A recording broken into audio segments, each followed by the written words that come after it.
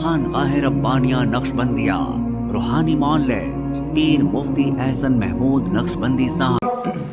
اس وقت جو موجودہ حالات چل رہے ہیں، میرے اور آپ کے ذمہ قومی اور شرعی چوتھی ذمہ داری اس وقت آپ کو معلوم ہے کہ سوشل میڈیا جس میں بہت جھوٹ، بہت فراڈ، دھوکہ ہوتا کیا ہے، بتاتے کیا ہے، اس سے باخبر رہنا۔ او جی یہ ہو گیا، یہ ہوگا، لوگ ڈرا دیتے، لوگ ڈرنا شروع ہو، اب بھی ایسے ہو جائے گا۔ کوئی بھی ہمیں اس وقت غیروں کے دشمنوں، دیکھیں نا، دشمن ہمیں مار صرف ٹینکوں سے نہیں دے رہا، میزائلوں سے نہیں دے رہا، دشمن ہر حربہ استعمال کرتا ہے۔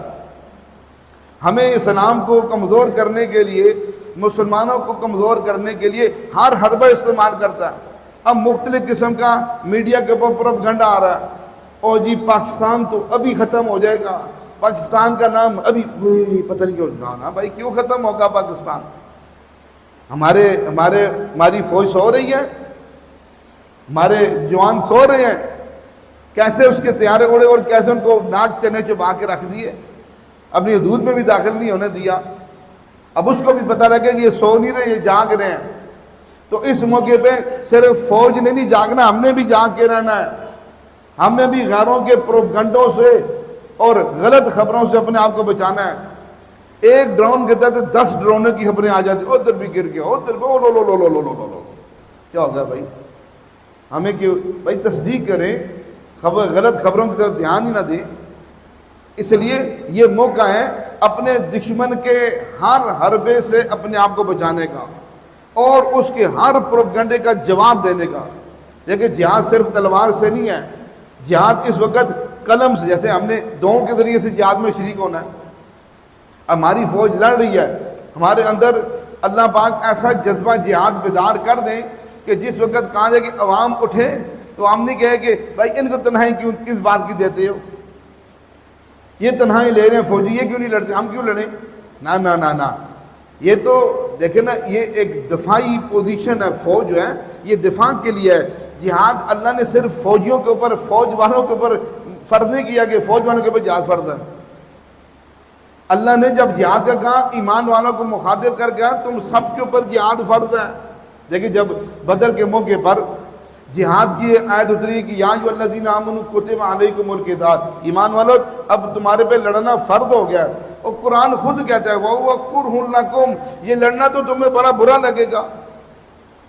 بھئی ہم کیسے لڑیں؟ ہم تو کبھی کسی کے ساتھ لڑے ہی نہیں ہیں۔ ہمارے پاک پیغمبر صلی اللہ علیہ وسلم کے جس میں اطہر پہ اوجنیاں ڈالی گئی اس وقت بھی ہم نہیں لڑے۔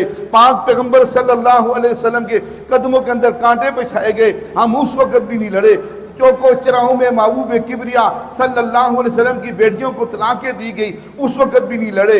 بلا حبشہ کے بلال کو سینے کے اوپر چٹانیں رکھی گئی، ان کو کولے رکھ کر سینے پہ چٹان رکھ کر مدینے کی، مکے کی گلیوں میں گھسیٹا جاتا، ہم اس وقت بھی نہیں لڑے۔ اتنے ظلم و ستم اور بربریت ڈھائی گئی، ہم اس وقت نہیں لڑے۔ قرآن کہتے لڑو، قرآن خود کہتا ہے وَهُوَ كُرْهٌ لَكُمْ، فرمایا وَهُوَ خَيْرٌ لَكُمْ، جو تمہیں برا لگ رہا ہے یہی تمہارے لیے اچھا ہوگا۔ اور لڑنا اور بچنا تمہیں اچھا لگتا ہے، فرمایا یہ تمہارے لیے برا ہے۔ آج اترو میدان کے اندر، آج دشمن کو بتا دو مسلمان کیا ہے۔ اور جب پیغمبر کے صحابہ اترے اور ایسی شکست ہوئی کہ آج تک دنیا کا کفر پریشان ہے، ہمیں کیسے یہ شکست ہوگی؟ اس لیے ہم نے صرف جہاد، ہماری فوج جہاد نہیں کرے گی، ہم بھی مجاہد ہیں۔ ہم ہر کلمہ پڑھنے والا ہر مسلمان مجاہد ہے۔ اس لیے حضور نے کیا فرمایا؟ الجہاد ماضٍ الی یوم القیامہ، جہاد قیامت کی سورج طلوع ہونے تک جاری رہے گا۔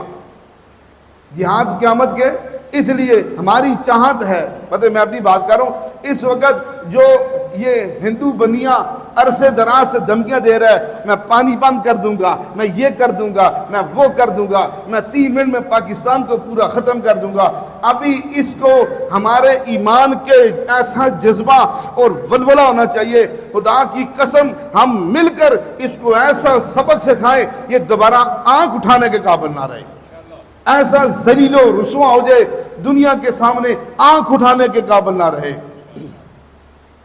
اب اس وقت ہمارے ہاں جادو، جنات، बंदिश और नजर बद का शाफी इलाज कुरान और सुन्नत की रोशनी में किया जाता है।